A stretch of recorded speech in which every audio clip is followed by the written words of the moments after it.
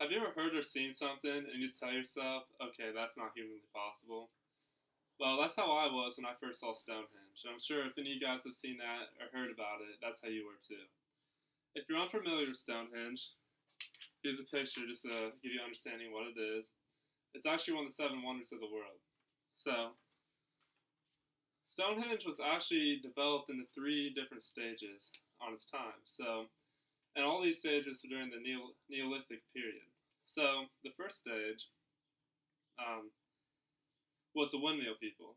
And this is from 2900 BC. And first, let me tell you that Stonehenge was actually located in Wiltshire, England. Some background information. And once again, it's over 5,000 years old. So the first people, the Windmill Hill people, 2900 BC is when they started building it. And what they did, they dug this huge trench in a big circle of what we know Stonehenge as today. So the way they actually built this ditch was using deer and oxen bones to manually, just slowly dig. So you'd have to imagine this would take forever, considering it's over 200 feet in diameter, which is huge. So, and outlining the ditch are called aviary holes. And what these holes, they're basically just used for funerary sites. Scientists have dug up and they found bones and such. So, the second stage was the Bell Beaker people. And this was in 2500 BC. And what they were known for is bringing volcanic bluestone rocks from Wales. This was traveled over 200 miles long. So you got to think, okay, these rocks weigh up to 5 tons. That's 10,000 pounds. And they're basically carrying these. Well, they didn't carry them, but they transported them over 200 miles. That's incredible, really. So, how did they do this? That's been a big question and debate. But scientists have most likely proven that they took advantage of the river there. And the river is called the Avon River. So, the tricky part is, though, is how they got it down the mountain. And the mountain, they most likely use logs and ropes to pull it down over the logs. So if you imagine a big rock right here and logs underneath it, as you pull it down, it's going to slide over those logs.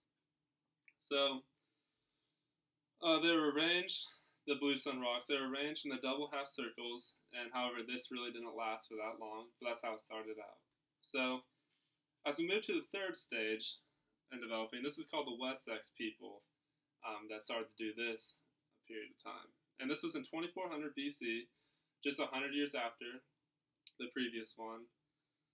The bluestones were actually dug up and repositioned, and this is when the sarsen stones came into play.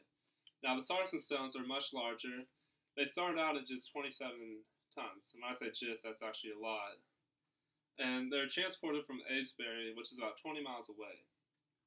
And so they weighed, like I said, 30 pounds, and they're up to 10 feet tall, which if you imagine this ceiling, that's 8 feet. Most ceilings in a house, that's 10 feet. So that's a pretty large rock, I would say. To transport that 20 miles, that's a far distance as well. So again, question is up, how do they do this? And what people, again, the logs theory, having the logs along with the rock going over top.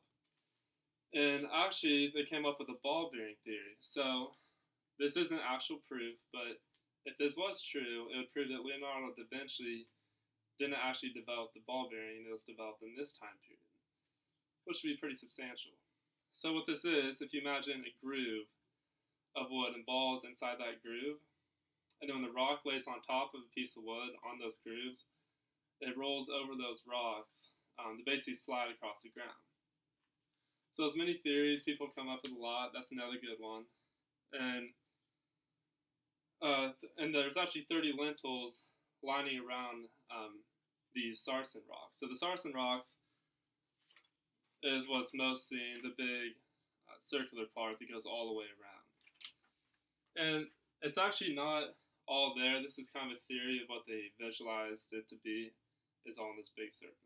So we continue the third stage, the Trilithon horseshoe. Now these rocks are the biggest rocks there. It's 5 sets of stones arranged in a horseshoe shape. And the biggest stone weighs up to 50 tons.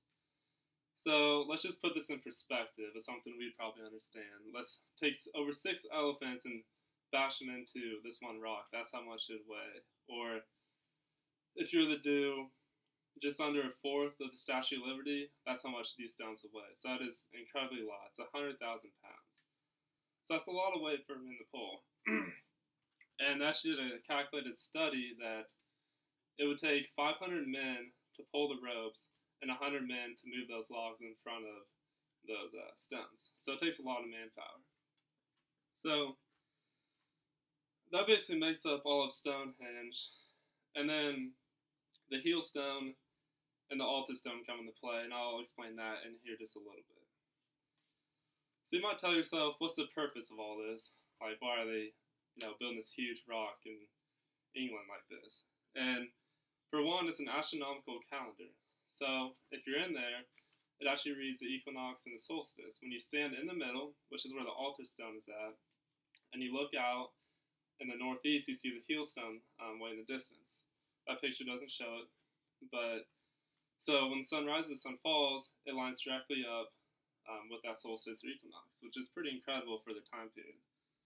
Another thing, it was a funeral site. Stone, meaning death, represents the dead, so that's a funeral site for that. And also a temple, since it so much relied on the moon and the sun, people thought they were maybe worshiping the sun and moon gods. That was another theory. So that basically wraps up what Stonehenge is. If you want to go ahead and stick with the belief that aliens came down and did it, you can. But there is plenty of proof to back up what Stonehenge really is. So thank you.